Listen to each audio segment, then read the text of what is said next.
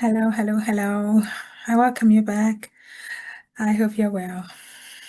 I come back to carry on with the account according to Kate, who was one of the rape victims of the rape gang inquiry report that hit the world several weeks ago. This is the third part. We stopped where Kate had been brave enough to share the evil experience with her parents, and she had been encouraged to go to the police. So we're going to carry on from where we stopped the last time. Bear with me as I get her account. Get the report, I mean.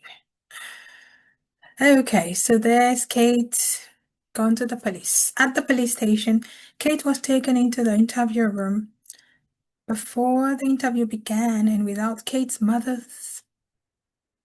present, Kate was told that this was her last chance to say that her report was untrue. She was warned that if any part of her account could not be supported by evidence, she could and would be arrested. For an extended period of time, both officers repeatedly told her how much trouble she would be in if any detail of her statement was disproved, and that she could withdraw the allegation before the interview started with no further consequences. They also suggested that her parents would be relieved if she said that the incident had not happened. Oh gosh. Still just 12 years old and already deeply traumatized, Kate became overwhelmed by the pressure she felt the officers were placing on her, and said what she believed they wanted her to say, that the rape had not taken place. This interaction occurred before the recording began, and as a result, the formal interview did not reflect the cohesion that took place. Kate felt unable to disclose anything further, including the abuse that was ongoing at the time. Because she felt she was not being believed or taken seriously, the police report recorded the incident as a withdrawal of the complaint. Following this experience, Kate attempted to take her own life. Shortly afterwards, Kate's mother found content in Kate's diary describing the rape. She encouraged Kate to speak to the police again, but Kate explained that the police had previously pressured her to withdraw her complaint. Nevertheless, Kate returned to the police station and this time completed the interview. Some weeks later, Kate's parents discovered sexually explicit messages in her phone between Kate and several adult men, including sexual photos. These were reported to the police, but it was concluded that Kate was engaging with these men consensually, despite being just 13 years old. Kate, still afraid of retribution from the gang, denied all knowledge of these exchanges and was not questioned further. Over the course of the following year, Kate went missing on numerous occasions, including during school hours and late at night. She alleges that no record was made of her absence.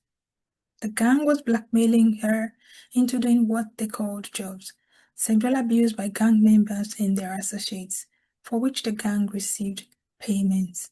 These included webcamming, gang rapes, parties, co-op nights, and red rooms. Kate was raped multiple times a week, sometimes 2 to 4 times a day. During this time, Kate encountered another girl whom the gang was exploiting. Kate, then 14, suspected that the girl was younger than her. On the night that they met, Kate had been instructed to meet 2 of the gang members in a secluded location late at night. When Kate arrived, they were holding the girl tightly around the neck.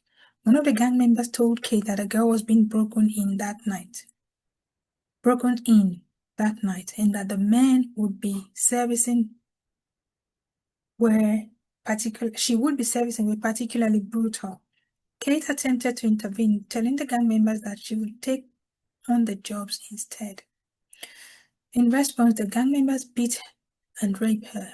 Kate went on to work with this girl on numerous occasions, and they became very close.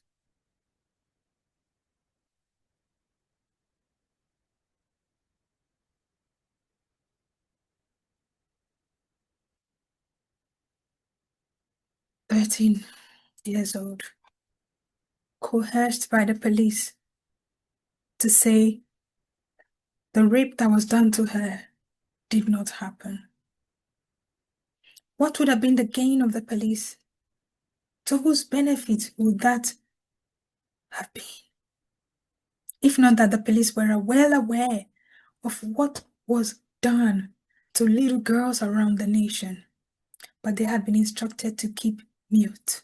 Don't address it, do not acknowledge it, shut it down as fast as you can, wherever you are. The girl withdrew her testimony. And it's so sad that she didn't have the confidence to share with her mother, to tell her all the things that were going on. That's another part of all these stories that truly break my heart. How children do not feel comfortable, confident, and trusting to share these atrocities with the very people who are supposed to be their parents. Don't count those parents who were involved or who were absential, who didn't care, but the ones that cared. It is sad. This was part of Kate's account. I'll be back with more on Kate. Thank you for your time.